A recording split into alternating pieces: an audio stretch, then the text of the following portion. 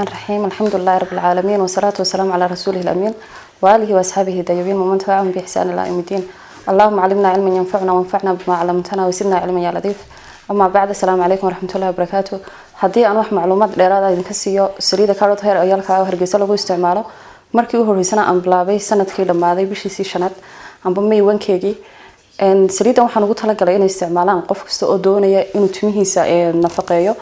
amba ha ahaato hooyada rabta inay carruurteeda timuhu u wanaagsanaadaan hableeda timuhu u baxaan inanta intay isticmaashay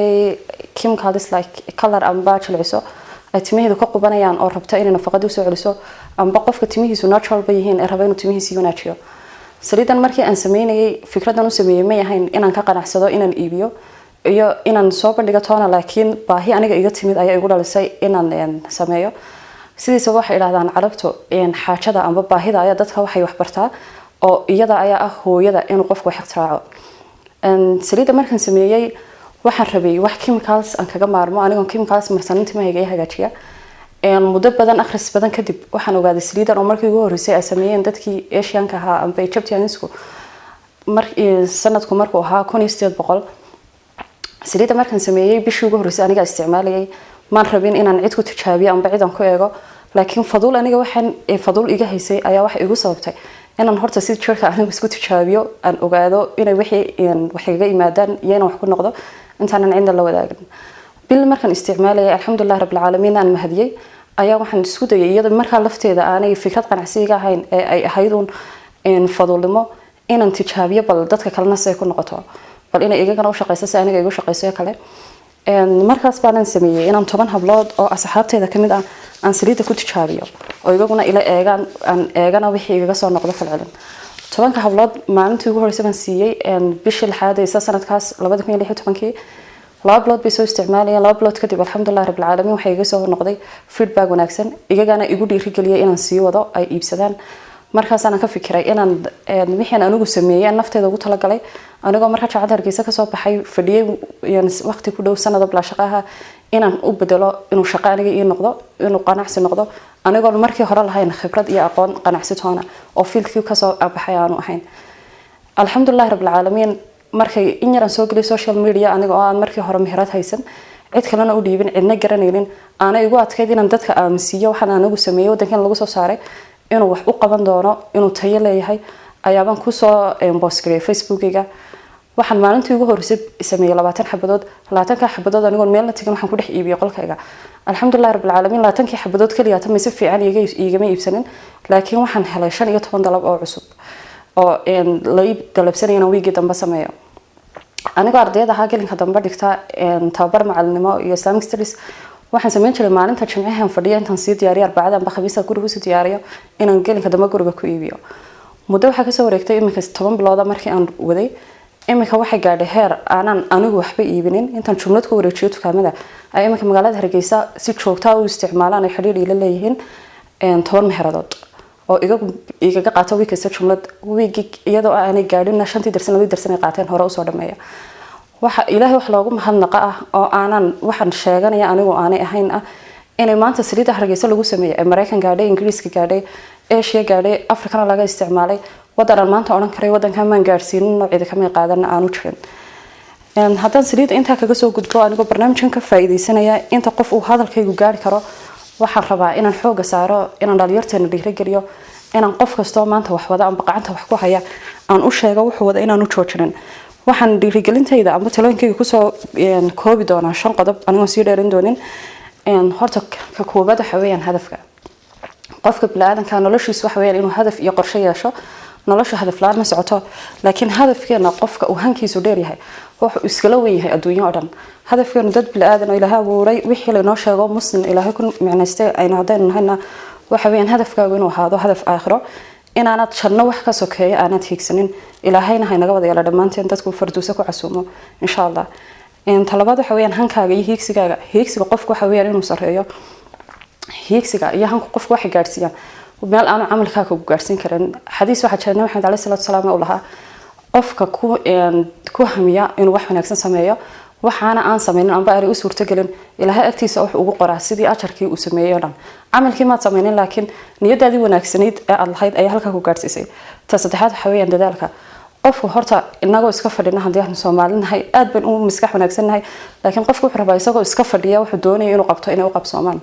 taasna ma suurta geliso dadaal la'aan iyo inaad adigu wax qabatid oo aad bilowdid ilaahay labada suuradood ee suuratul Hadiid iyo suuratul Aali Imraan markuu in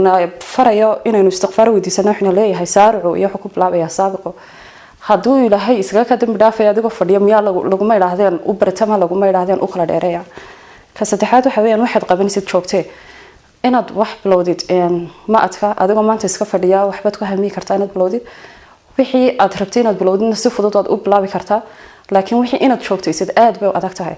carqaladaha iyo culaysyada ka hor iman doona marar badan inaad wixii sii wadid waxa ka fududaan doonta inaad iska taysid laakiin hadii aad adigu isdhiibtid oo aad iska fadhiisatid wixii wax ku sii socon doona maaha sidaas darteed buu ilaahay ugu jecel yahay acmaasha in la joogteeyo haba yaraatee wuxuu ilaahay jecel yahay maaha wax fudud marka waxaan dhalinyarteena kula talin lahaa inaan isdhiibin inay waxay wadaan ay sii wadaan saan isku dhiibi doona isagoo ilaahay raxmaanku ina leeyahay wala taqadu min raxmatillah intaas haddaan ku soo koobo oo aan ku koobo wixii aan tala dhalinyarta u soo jeedin lahaa waxaan jecelahay inaan tusaale yar kooban ka soo qaato gabadh Afrikaan dhalinyaro ah